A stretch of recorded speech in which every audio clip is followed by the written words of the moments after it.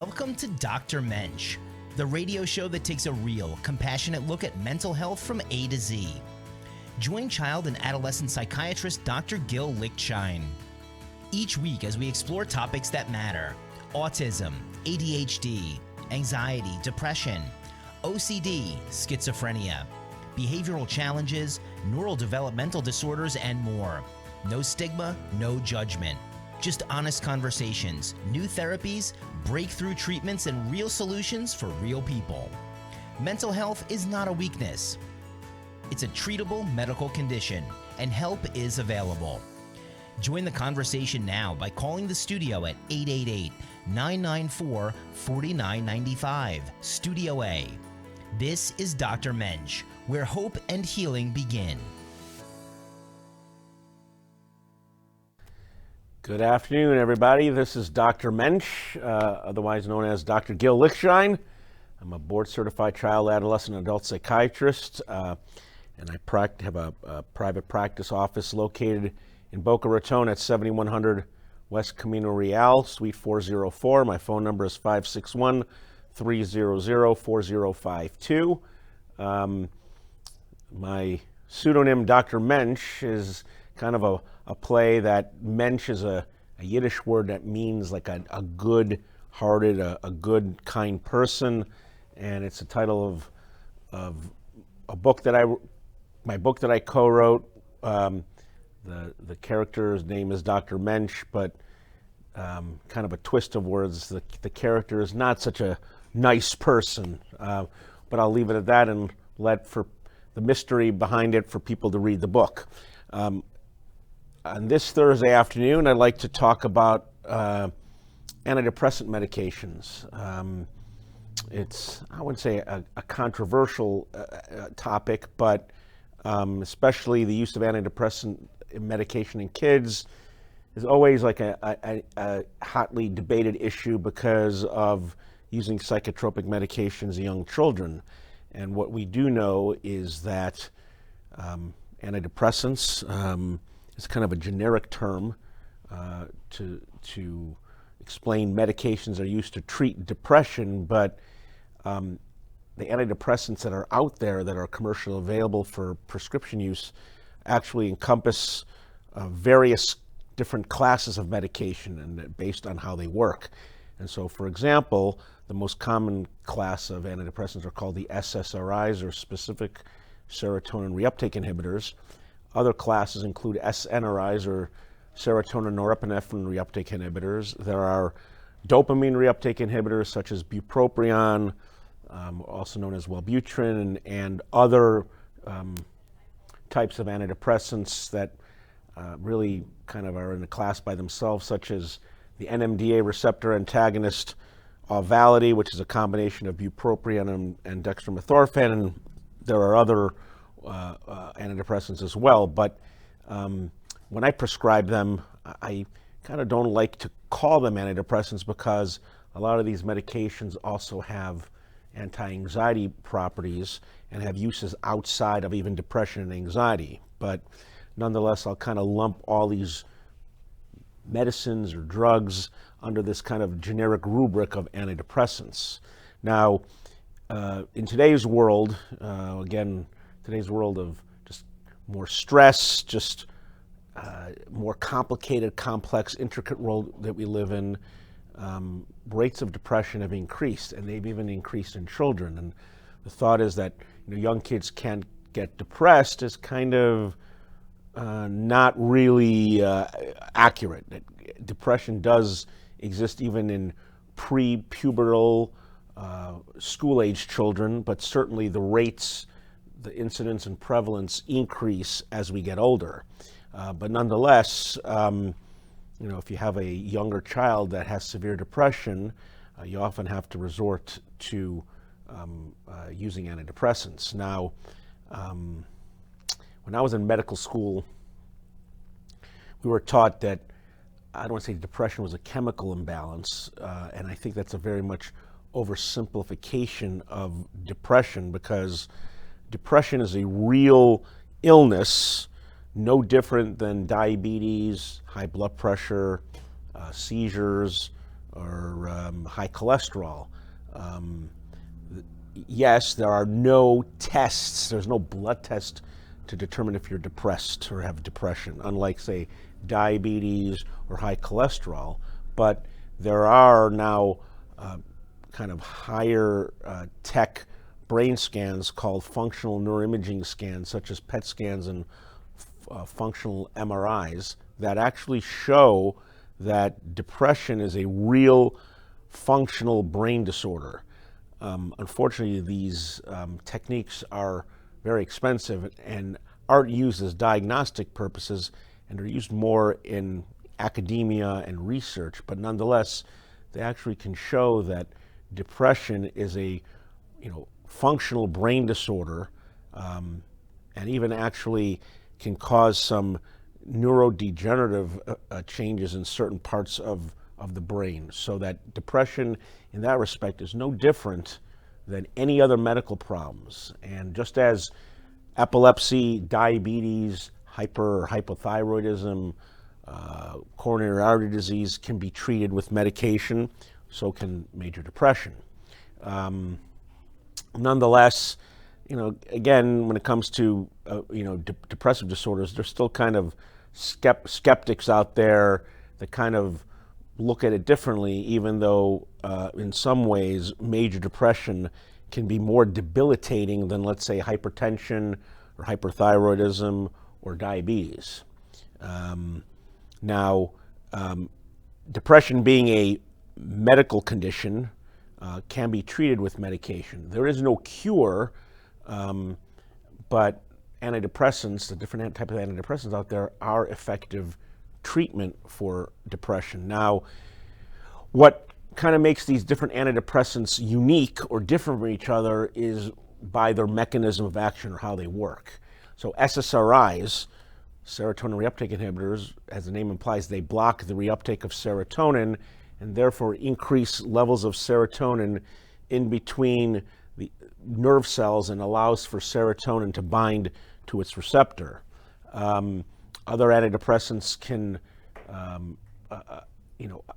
modulate or adjust the levels of other neurochemicals such as norepinephrine, glutamate, GABA, and so the idea that depression is some sort of chemical imbalance, if a patient asks me that, I'll say, yeah, it's kind of an oversimplified explanation, but depression is really much more intricate than simply too little serotonin, too much serotonin, too little dopamine, or too much dopamine. Because in fact, if you are prescribed, let's say, fluoxetine, which is an SSRI, after a few days, serotonin levels will be increased. If you did a lumbar puncture and try to measure levels of serotonin, you'll see that serotonin levels are increased, but you don't see the clinical effects of the medicine in 2 or 3 days. It could sometimes take weeks, and the reason being is what I call these medicines have downstream effects that really underlay or explain how they work. And the analogy I give is like a row of dominoes. If you have, let's say, a row of like 100 or 200 dominoes that you've arranged and you knock the first domino, it's going to take a little bit of time for the last domino to fall. So the way I look at antidepressants, it's like the first domino, and then it's doing its job, and then there's like subsequent dominoes that are falling until the last domino falls, and you start having the clinical effects that could be weeks later. And that how these antidepressants really work is while they're modulating levels of certain neurochemicals, these neurochemicals are then having kind of effects inside the neuron or the nerve cell, and it's causing production of certain what they call neurotropic factors or neuroprotective compounds in the cells that actually help kind of revitalize the cell and kind of increase the functioning of the cell, kind of revitalizing or re-energizing the circuitry. So it's really that impact that where these medications come into play. And what we do know is that after patients are prescribed whatever antidepressants are prescribed, if you did these same type of functional neuroimaging, you'll see changes in brain functioning kind of back to where it was before a patient became depressed. Also, even on certain structural neuroimaging, such as like specialized MRI scans, you could actually see like structural changes in the brain where there's kind of growth of brain tissue or brain cells in certain like areas of the brain that are particularly affected by depression. So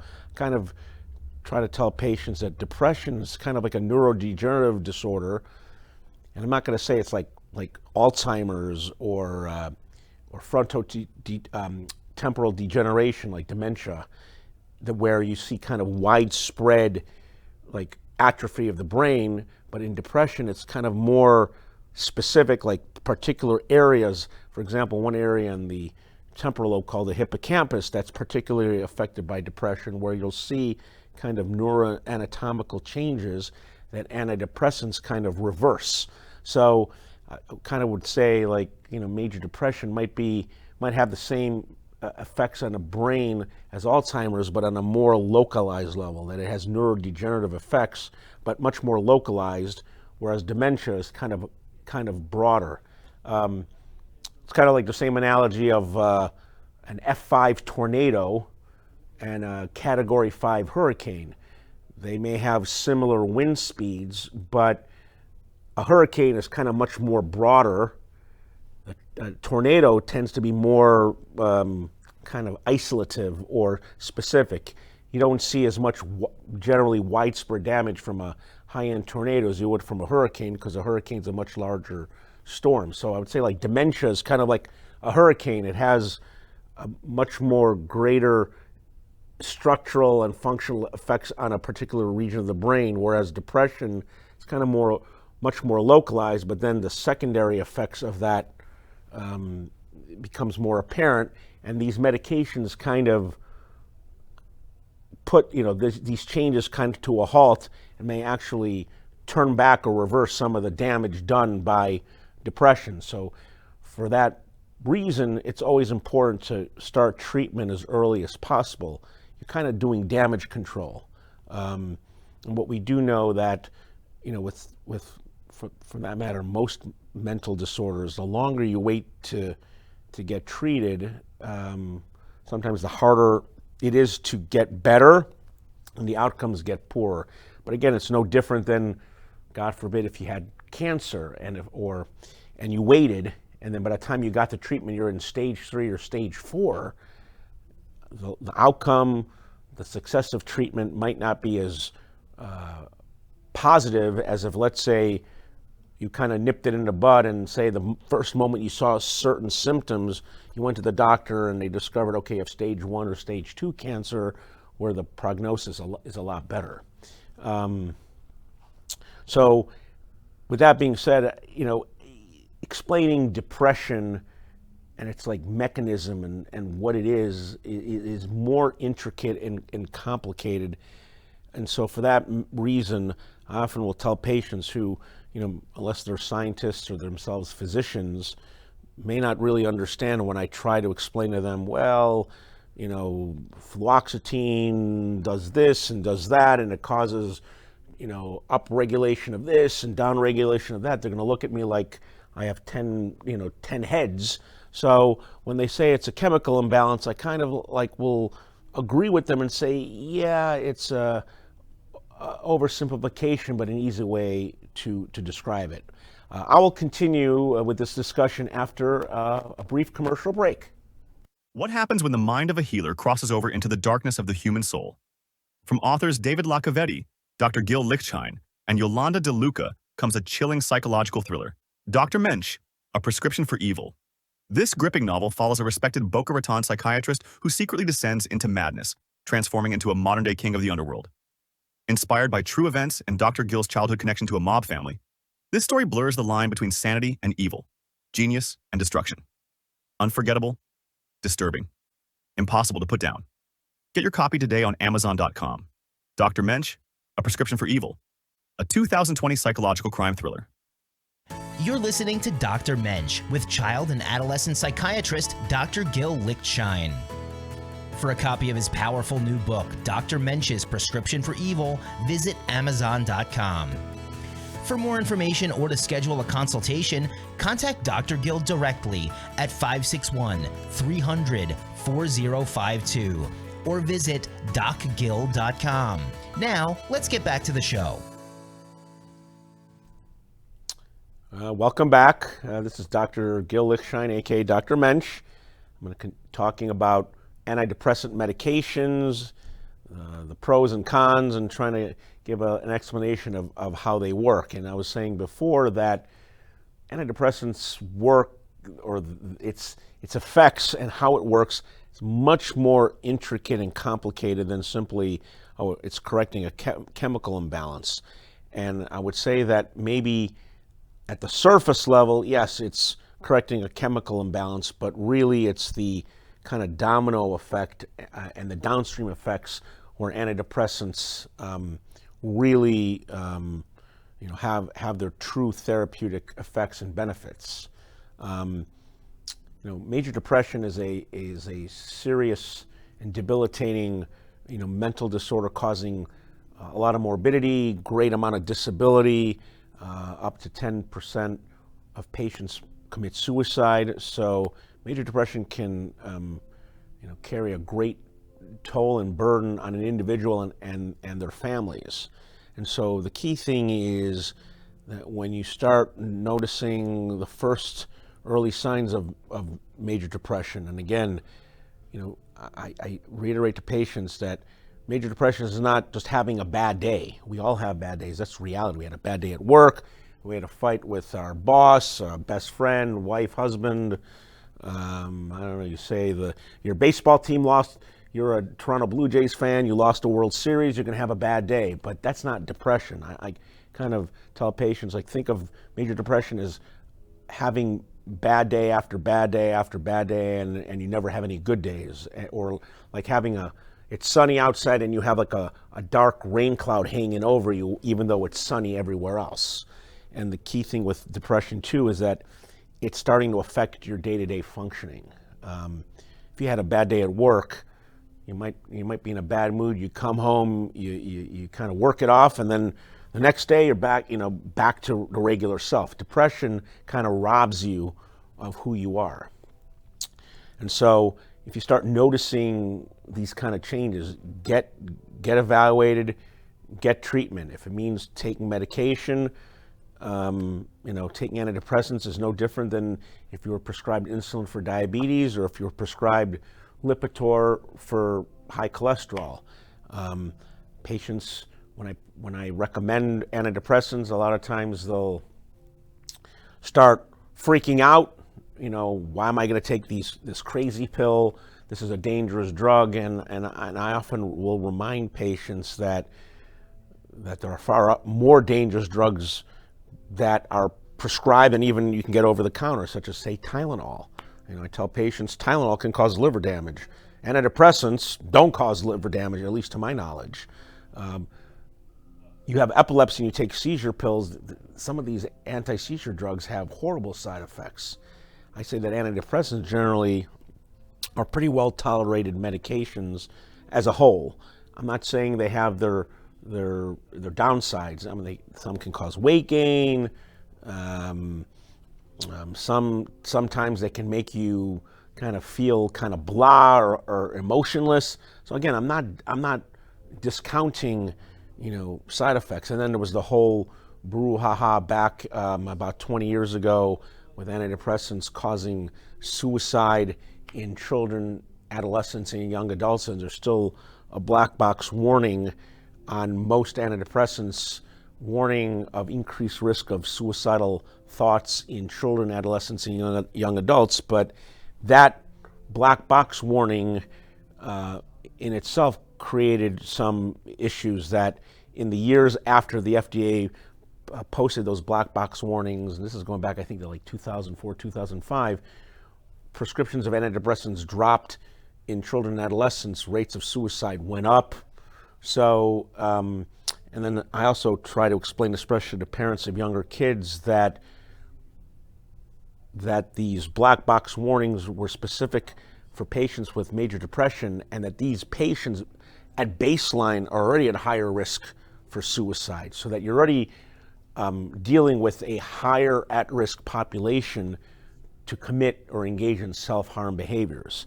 Now, from my own personal experience in prescribing antidepressants to hundreds of children and adolescents over the years, I've never had anybody ever report or experience increase in suicidal ideation, or even have any or act out any suicidal ideation directly as an outcome of a prescription of an antidepressant. So I validate parents and patients' concerns, but I also try to explain to them that the benefits of these medications also really outweigh any harm that it can cause. I also have told parents that in the years after the black box warning, there were autopsy studies of teenagers who had committed suicide, and that many of these, autopsies revealed that these teenagers who committed suicide had no traces of antidepressants in their blood, and so that to make the automatic association that prescribing an antidepressant leads to a teenager or a child committing suicide has got to be taken with a grain of salt. And I know there were also articles in newspapers and in the news in the years after the black box warning of children being prescribed certain antidepressants and then committing suicide. My response to that would be, well, do we know the whole story and all the details? Were these patients, in fact, having had bipolar disorder or something else going on? And again, from my own experience in prescribing antidepressants to hundreds of children, I've never had anybody report, history or making an attempt of suicide as a direct result of being prescribed an antidepressant. Now, in adults, we have dozens of antidepressants that are FDA approved. In children and adolescents, we're much more limited. I believe there's only 2 that are FDA approved. So I will go with those and at least reassure parents that these escitalopram and fluoxetine are FDA approved, and so or at least can say that the FDA has deemed them safer to use. But I also assure parents that there's ample studies, especially studies that have randomized controlled trials, that show that other antidepressants are also equally safe. And unfortunately, many of the SSRIs will probably not get FDA approval in children, and the reason being is more from a financial issue, that many of the antidepressants in the market now have gone generic. And so the original manufacturer, say for example, of sertraline or Zoloft, Pfizer, Zoloft has been off patent for probably like 15 years. I don't think Pfizer is going to go now and spend tens of millions of dollars in getting 2 or 3 of the necessary randomized controlled trials that the FDA would require to get Zoloft FDA approved to treat major depression, when 99.9% of prescriptions of Zoloft are written for the generic. So for Pfizer, it wouldn't really be cost effective.